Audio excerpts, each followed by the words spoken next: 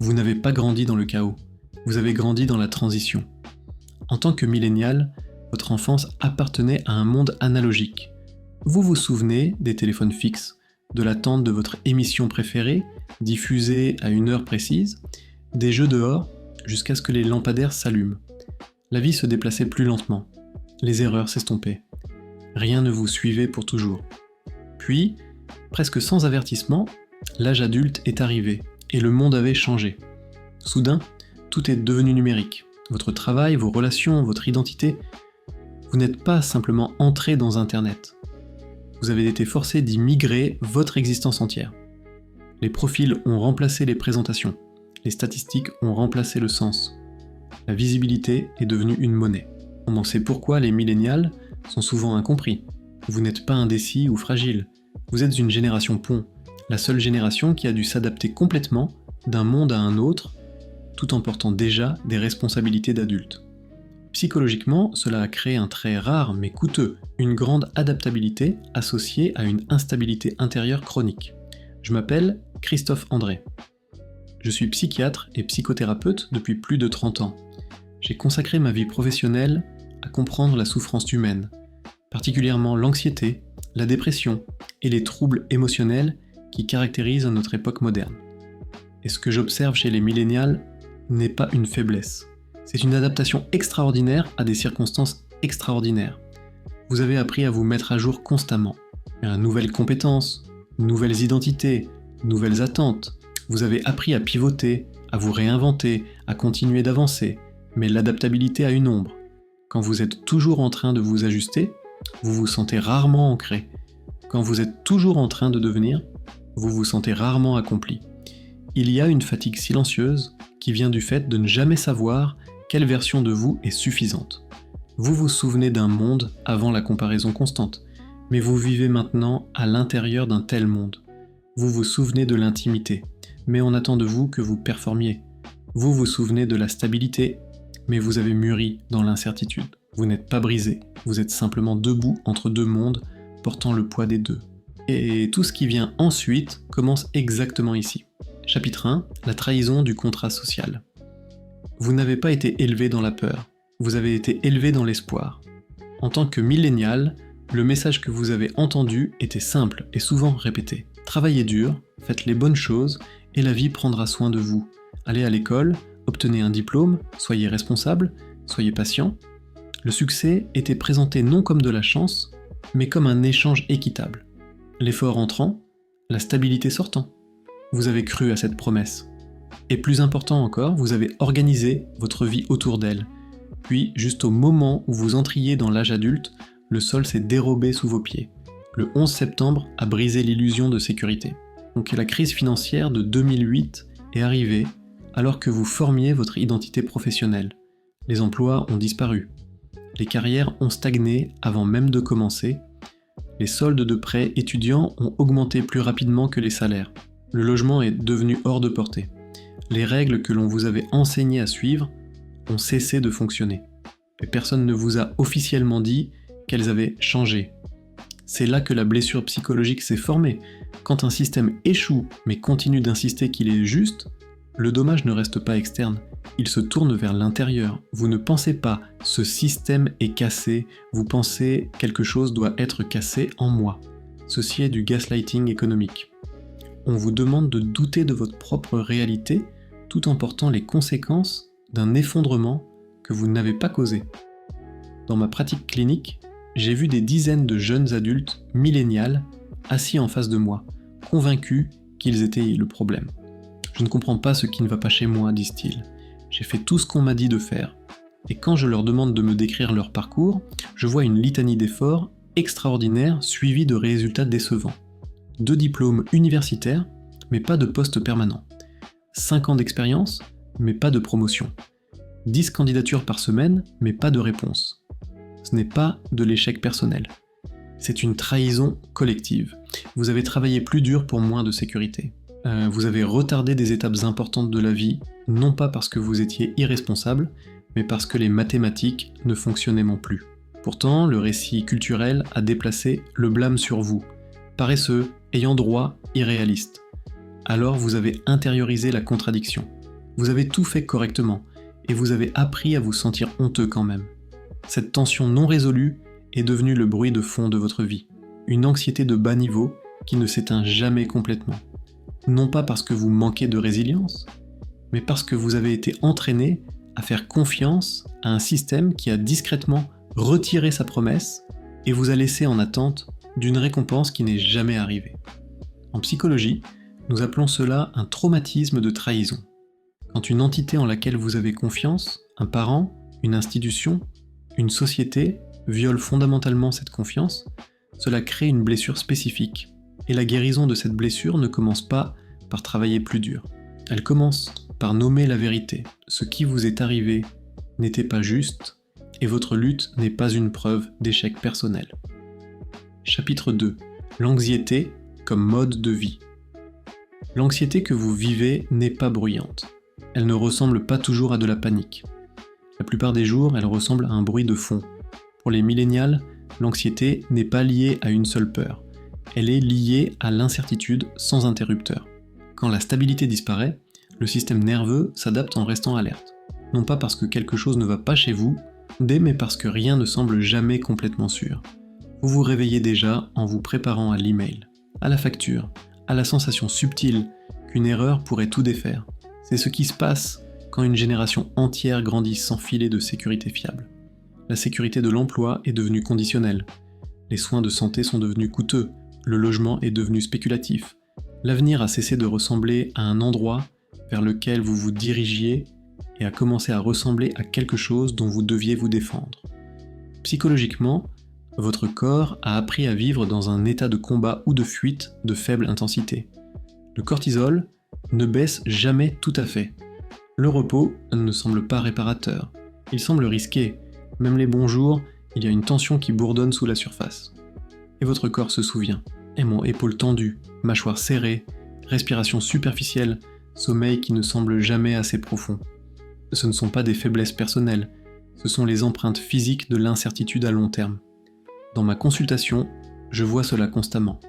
Des jeunes gens qui fonctionnent parfaitement en apparence.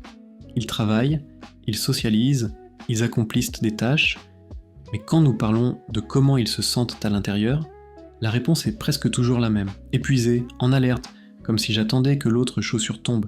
Ce qui rend cette anxiété particulièrement lourde, c'est qu'elle est souvent invisible. Vous fonctionnez, vous vous présentez, vous accomplissez des choses. De l'extérieur, vous avez l'air bien. À l'intérieur, vous calculez constamment combien de marge vous avez et à quel point vous êtes proche du bord. Alors vous vous dites de vous calmer, d'être reconnaissant, de continuer. Mais ce n'est pas un problème de mentalité. C'est ce qui se passe quand la survie devient une condition permanente. Votre anxiété n'est pas un défaut de caractère. C'est le coût de vivre trop longtemps sans sécurité et d'apprendre à porter ce poids silencieusement. En neurobiologie, nous savons que le stress chronique remodèle littéralement le cerveau. L'amygdale, le centre de la peur, devient hyperactive. Le cortex préfrontal, responsable de la prise de décision rationnelle, devient moins efficace. L'hippocampe, crucial pour la mémoire et la régulation émotionnelle, peut même rétrécir. Ce ne sont pas des métaphores, ce sont des changements physiques mesurables dans la structure cérébrale. Quand je dis que votre anxiété n'est pas votre faute, je ne parle pas seulement psychologiquement, je parle biologiquement. Votre cerveau s'est adapté à un environnement de menace chronique. Et maintenant, même quand la menace n'est pas immédiate, votre système nerveux reste en alerte. La bonne nouvelle, le cerveau est plastique. Il peut se remodeler à nouveau, mais cela nécessite plus que de la pensée positive. Cela nécessite de créer une sécurité réelle, pas seulement imaginée. Et cela nécessite du temps, de la patience, et souvent du soutien professionnel. Chapitre 3. La tyrannie de la comparaison. Les millénials sont la première génération à grandir dans l'âge adulte avec un public. Vous n'avez pas seulement vécu votre vingtaine, vous l'avez documenté. Les profils ont remplacé les premières impressions. Les chronologies ont suivi vos progrès. Les likes, les vues et les titres sont silencieusement devenus des mesures de valeur. Même quand vous n'essayez pas de rivaliser, la comparaison vous trouvait. Avant les médias sociaux, la comparaison était limitée. Vous vous mesuriez contre un petit cercle, collègues, voisins, camarades de classe. Maintenant, votre groupe de référence est infini. D'anciens camarades de classe annonçant des promotions, des inconnus lançant des startups. des vies soigneusement organisées se déroulant en temps réel. Et la comparaison ne concerne pas seulement le succès, elle concerne le timing, qui est en avance, qui a compris en premier, qui semble détendu, pendant que vous vous sentez en retard. Vous commencez à comparer votre confusion privée à la certitude publique de tout le monde. C'est là que le piège psychologique se resserre. Le syndrome de l'imposteur prospère dans cet environnement. Peu importe ce que vous accomplissez, cela semble provisoire, comme si vous étiez à un faux pas d'être exposé. En même temps, le FOMO devient existentiel. Ce n'est pas la peur de manquer une fête, c'est la peur que la vie elle-même se passe ailleurs sans vous. Alors vous performez la stabilité, vous organisez la résilience, vous postez la preuve que vous allez bien, même quand vous n'êtes pas sûr de ce que bien signifie encore. Vivre sous observation constante remodèle l'identité. Quand vous êtes toujours vu, il devient plus difficile de savoir qui vous êtes quand personne ne regarde. La réflexion est remplacée par la réaction, l'authenticité par l'optimisation. Ce n'est pas de la vanité, car c'est ce qui se passe quand on demande à une génération de construire un soi tout en se tenant sous un projecteur permanent. Et lentement, la comparaison cesse d'être quelque chose que vous faites. Elle devient l'environnement dans lequel vous respirez. Dans mes recherches sur le bonheur et le bien-être, j'ai découvert quelque chose de fascinant et de troublant. Les gens ne sont pas malheureux parce que leur vie est objectivement mauvaise, ils sont malheureux parce que leur vie ne correspond pas à la vie qu'ils pensent devoir avoir. Et qui définit cette vie que vous devriez avoir ? Maintenant, ce n'est plus votre famille ou votre communauté locale. C'est un algorithme qui vous montre une sélection soigneusement organisée des meilleurs moments de centaines de personnes. Vous ne comparez pas votre réalité entière à la réalité entière de quelqu'un d'autre. Vous comparez votre réalité entière aux faits saillants sélectionnés de centaines de personnes. C'est une équation psychologique impossible. Et pourtant, vous la vivez tous les jours. Le coût n'est pas seulement l'envie, c'est une érosion fondamentale de la satisfaction. Rien n'est jamais assez bon, parce qu'il y a toujours quelqu'un, quelque part, qui semble faire mieux. Et le plus tragique, la personne que vous enviez est probablement en train de vous envier aussi. Parce que de l'extérieur, votre vie soigneusement organisée semble tout aussi parfaite que la leur. Nous sommes tous en train de comparer nos insécurités intérieures aux façades extérieures des autres. Et nous souffrons tous en silence, pensant que nous sommes les seuls qui luttent. Et chapitre 4. Le mythe du narcissisme. Les millénials sont souvent accusés d'être narcissiques, trop centrés sur eux-mêmes, trop obsédés par l'image, trop préoccupés par la marque personnelle. Mais cette accusation comprend mal l'environnement dans lequel vous avez été forcé de survivre. Vous êtes entré dans l'âge adulte juste au moment où les règles du travail s'effondraient. Les carrières stables ont cédé la place aux contrats courts, aux activités secondaires et à la visibilité algorithmique. La sécurité de l'emploi s'est estompée et à sa place est venue une nouvelle exigence. Vous êtes le produit. Vos compétences ne suffisaient pas. Vous deviez les emballer, les promouvoir, les performer.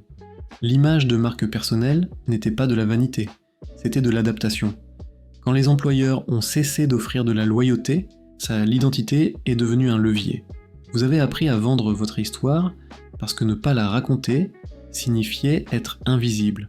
Et l'invisibilité dans une économie numérique encombrée signifiait la vulnérabilité. Ce qui ressemble à l'obsession de soi de l'extérieur est souvent une profonde insécurité essayant de rester à flot. Mais voici la vérité inconfortable qui doit aussi être nommée. Oui, cette génération montre des taux plus élevés de traits narcissiques que certaines avant elle. Et ce n'est pas une contradiction, c'est une partie de la même équation psychologique. Quand un système exige constamment visibilité, validation et comparaison, certaines personnes s'adaptent en se tournant vers l'intérieur de manière malsaine. Le narcissisme dans ce contexte se développe souvent comme une structure défensive, et gênant une façon de protéger une estime de soi fragile en la gonflant. Tout le narcissisme n'est pas grandiose. Une grande partie est fragile, anxieuse et dépendante de l'affirmation externe. C'est pourquoi les millénials peuvent être à la fois très conscients d'eux-mêmes et profondément égocentriques en même temps, à la fois victimes et porteurs de la même pression. Le coût réel n'est pas le jugement, c'est l'érosion. Quand votre identité devient une marque, vous perdez lentement l'accès à qui vous êtes quand rien n'est optimisé. Et avec le temps, La présentation de soi remplace la connexion à soi. Ce n'est pas un échec moral. C'est ce qui se passe quand la survie vous enseigne qu'être vu importe plus qu'être entier. En tant que thérapeute, je vois cela comme une tragédie, pas comme un défaut. Et j'en ai car derrière chaque présentation soigneusement organisée se trouve souvent quelqu'un qui se sent profondément inadéquat. Derrière chaque selfie parfait se trouve quelqu'un qui cherche désespérément confirmation qu'il a de la valeur. Le narcissisme, dans sa forme moderne, n'est pas tant de l'amour-propre que de la fin de soi. Une fin créée par un environnement qui dit constamment « tu n'es pas encore assez ». Continue d'essayer, continue de performer, continue de prouver. Et le plus triste, ça ne finit jamais. Parce qu'aucune quantité d'affirmation externe ne peut remplir un vide intérieur. La guérison ne vient pas de plus de likes. Elle vient d'apprendre à valider votre propre existence indépendamment du regard des autres. Chapitre 5. L'épuisement comme état normal. Les millénials ne sont pas épuisés parce qu'ils sont faibles, car ils sont épuisés parce qu'ils n'ont jamais appris comment se sentir en sécurité en se reposant. Vous avez été élevé à l'ère de l'agitation. La productivité n'était pas seulement encouragée, elle était moralisée. Faire plus signifiait être plus. Chaque compétence devait être utile, chaque passion devait devenir profitable. Même la joie était silencieusement mesurée par le rendement. En même temps, le monde dans lequel vous travailliez offrait très peu de sécurité en retour. Les emplois sont devenus temporaires, les promotions sont devenues symboliques, la loyauté a cessé d'être réciproque. Vous pouviez travailler tard, tout donner, tout faire correctement, et être quand même licencié avec un email poli. Dans cet environnement, le repos a cessé de ressembler à de la récupération et a commencé à ressembler à du risque. Bon, alors votre système nerveux s'est adapté. Il a appris que ralentir était dangereux, que si vous n'étiez pas alerte, vous pourriez prendre du retard, que si vous vous arrêtiez, quelque chose vous serait pris. C'est pourquoi l'épuisement professionnel pour les millénials n'est pas seulement de la fatigue physique, c'est un épuisement existentiel. L'épuisement ressemble à se réveiller fatigué, même après le sommeil. À perdre l'intérêt pour les choses que vous aimiez autrefois. À faire défiler plutôt que de se reposer, parce que la véritable tranquillité semble inconfortable. Vous ne vous détendez pas, vous planez. Même les soins personnels sont devenus une autre obligation. Application de méditation, routine matinale, liste de contrôle du bien-être. Le langage de la guérison a été absorbé par la même logique de productivité qui a causé l'épuisement en premier lieu. Le repos est devenu quelque chose à optimiser, pas quelque chose à recevoir. En dessous de tout cela se trouve un système nerveux coincé en mode combat ou fuite. Le cortisol reste élevé. Le corps ne s'éteint jamais complètement. Et quand votre niveau de base est la tension, la paix peut sembler peu familière, voire dangereuse. C'est pourquoi tant de millénials se sentent coupables de ne rien faire. Pourquoi les week-ends ne les restaurent pas. Pourquoi la joie semble éphémère et fragile. Vous n'êtes pas épuisé parce que vous ne vous souciez pas assez. Vous êtes épuisé parce que vous vous êtes soucié trop longtemps dans un système qui n'a jamais promis de se soucier en retour. Et apprendre à se reposer maintenant n'est pas de la paresse. C'est désapprendre la survie. Dans la tradition de la pleine conscience que je pratique et enseigne depuis des décennies, nous parlons du concept de non-faire. Ce n'est pas simplement l'opposé de faire, c'est un état actif d'être présent sans programme. Mais pour les millénials, le non-faire déclenche souvent l'anxiété plutôt que la paix.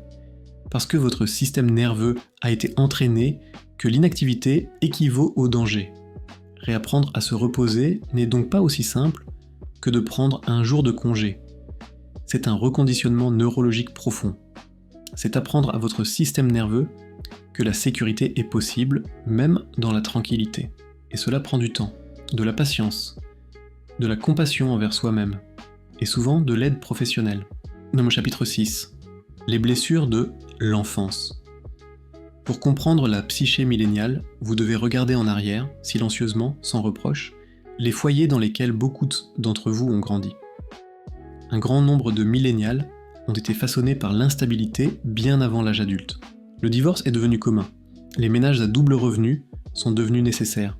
Beaucoup de parents étaient submergés, émotionnellement indisponibles ou inconsciemment anxieux à propos de votre avenir. L'amour était présent, mais souvent incohérent, conditionnel ou distrait. Certains d'entre vous ont grandi avec la pression. Chaque note comptait. Chaque activité était programmée. l'échec semblait catastrophique. D'autres ont grandi avec l'absence, parents physiquement ou émotionnellement absents, et vous laissant grandir plus vite que vous n'auriez dû. Environnement différent, même résultat, incertitude quant à la sécurité émotionnelle. C'est là que les schémas d'attachement se sont silencieusement formés. Et beaucoup de millénials ont développé un attachement anxieux, toujours à la recherche de signes d'abandon, ayant besoin de réassurance, mais n'y faisant jamais vraiment confiance. D'autres ont appris l'attachement évitant, valorisant l'indépendance, minimisant les besoins, se retirant quand la proximité semble écrasante. Et beaucoup portent un mélange des deux, le fil commun et la faim émotionnelle. Vous avez appris tôt que l'amour avait des conditions, que l'approbation devait être gagnée, que être facile était plus sûr que être dans le besoin. En tant qu'adulte, cela se manifeste de manière familière. Surdonné, il doit plaire aux gens, difficulté à établir des limites, ou choisir des partenaires qui semblent distants mais familiers, non pas parce que vous aimez la douleur, mais parce que votre système nerveux reconnaît le schéma. Le subconscient n'est pas attiré par ce qui est sain, il est attiré par ce qui est connu. Pourtant, il y a quelque chose de silencieusement révolutionnaire dans cette génération. Les millénials sont souvent les premiers à demander « est-ce normal ?», les premiers à nommer le traumatisme, les premiers à questionner les schémas hérités au lieu de les répéter aveuglément.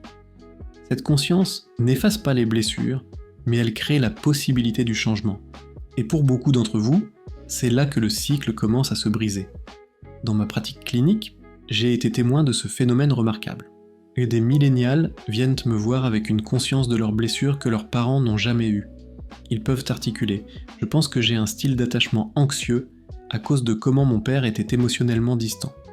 Leurs parents n'auraient jamais eu cette pensée. Ils auraient simplement agi à partir de leurs blessures sans jamais les nommer. Cette conscience est à la fois un cadeau et un fardeau. Un cadeau parce qu'elle ouvre la porte à la guérison.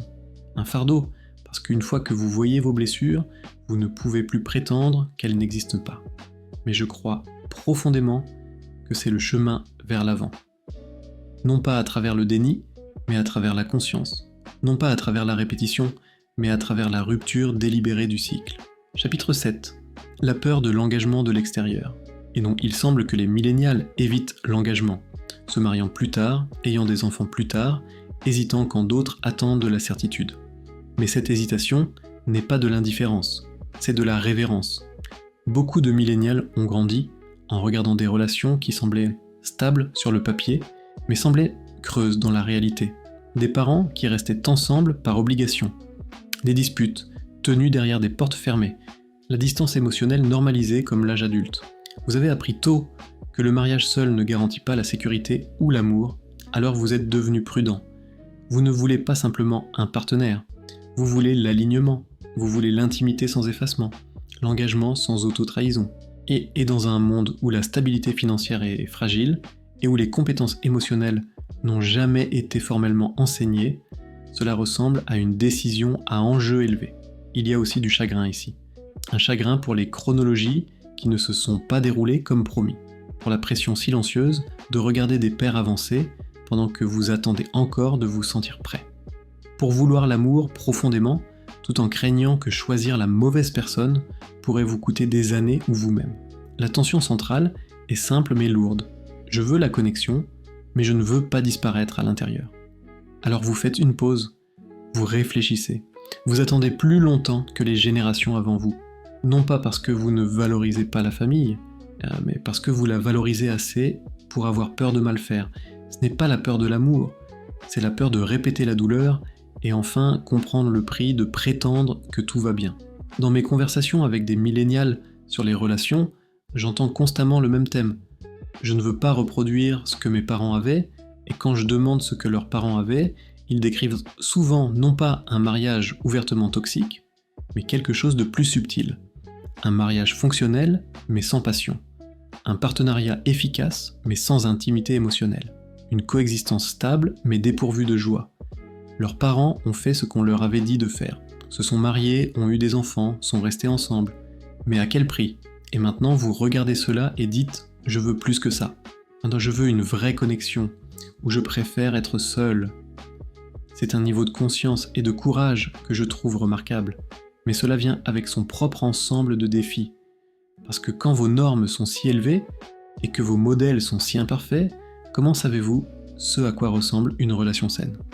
Comment faites-vous confiance à votre propre jugement sur quelque chose pour lequel vous n'avez jamais eu de bon exemple ? C'est pourquoi tant de millénials se sentent paralysés dans les relations, non pas par manque de désir, mais par excès de conscience et insuffisance de modèles. Chapitre 8. La génération de la thérapie. Les millénials sont souvent appelés la génération de la thérapie. Et à bien des égards, c'est vrai. Vous êtes la première génération à parler ouvertement d'anxiété, de dépression, de traumatisme et d'attachement. Vous avez normalisé la thérapie, vous avez appris le langage que vos parents n'ont jamais eu, vous avez posé des questions qui étaient autrefois considérées comme inconfortables ou inutiles. Pourquoi cela fait-il mal ? D'où vient ce schéma ? Doit-il rester ainsi ? Cette conscience compte. Elle vous a permis de nommer des expériences qui étaient auparavant rejetées. Elle a donné un contexte à la douleur qui se sentait autrefois personnelle et honteuse. Elle a créé la permission de chercher de l'aide au lieu d'endurer silencieusement. Mais la conscience a une ombre. Comprendre vos blessures ne les guérit pas automatiquement.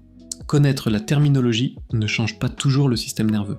Pour beaucoup de millénials, la perspicacité est devenue une forme de protection. Analyser au lieu de ressentir. En expliquer au lieu de se reposer. Parfois, l'autoréflexion s'est transformée en autosurveillance. Vous avez appris à étiqueter chaque réaction, à retracer chaque déclencheur jusqu'à l'enfance, à vous demander si chaque émotion était saine ou basée sur un traumatisme. Et sans vous en rendre compte, la guérison est devenue une autre performance, un autre projet à gérer, optimiser et réussir. Il y a aussi le risque de l'autodiagnostic, de s'identifier si fortement à la douleur qu'elle devient identité au lieu d'information. La conscience sans intégration peut vous laisser coincé dans la compréhension, sans soulagement. Pourtant, cette génération mérite du crédit pour quelque chose de profond. Vous avez brisé le silence. Vous avez contesté l'idée que la souffrance est normale et que l'aide est une faiblesse. Que même quand le processus est désordonné, incomplet et imparfait, vous avez changé la conversation culturelle. La tâche maintenant n'est pas plus de perspicacité, c'est d'apprendre comment laisser la sécurité, la lenteur et l'incarnation rattraper tout ce que vous savez déjà. La guérison ne consiste pas à en savoir plus. C'est à se sentir moins seul à l'intérieur de ce que vous comprenez déjà. En tant que thérapeute de pleine conscience, je vois cela comme le prochain défi crucial pour les millénials. Vous avez fait le travail intellectuel, vous avez nommé vos blessures, vous avez compris vos schémas. Maintenant, le travail est de descendre de votre tête et d'entrer dans votre corps. De passer de la compréhension cognitive au sentiment somatique. D'apprendre que la guérison n'est pas seulement une question de comprendre pourquoi vous êtes comme vous êtes, mais de créer de nouvelles expériences et qui enseignent à votre système nerveux que la sécurité est possible. Cela ne vient pas d'une autre séance de thérapie où vous analysez votre passé.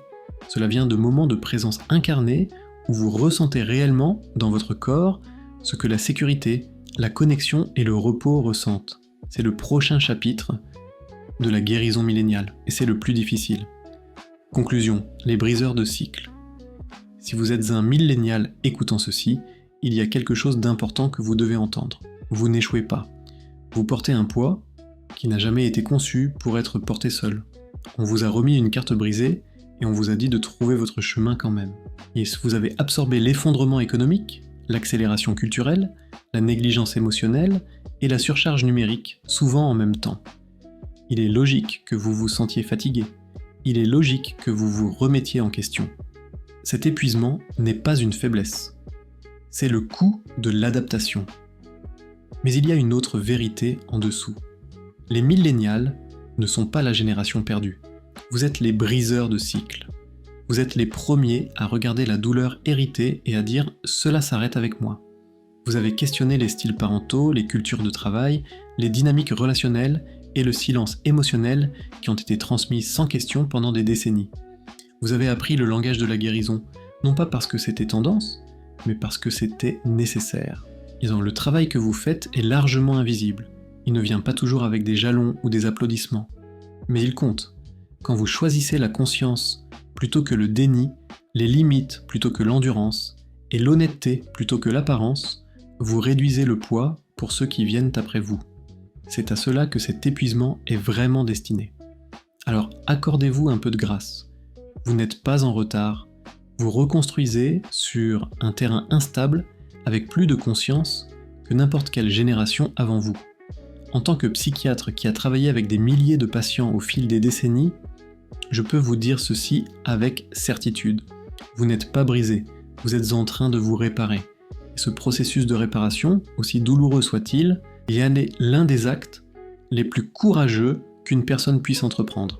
Vous changez non seulement votre propre vie, mais le cours des générations à venir. Vos enfants, si vous choisissez d'en avoir, n'hériteront pas des mêmes blessures que vous avez héritées. Vous brisez le cycle, et c'est sacré. Merci d'être ici. Merci d'avoir le courage de vous regarder honnêtement. Merci de faire ce travail difficile et invisible. Le monde a besoin de plus de gens comme vous, des gens qui choisissent la conscience plutôt que la répétition, la guérison plutôt que le déni, la vérité plutôt que le confort. Continuez, vous faites mieux que vous ne le pensez.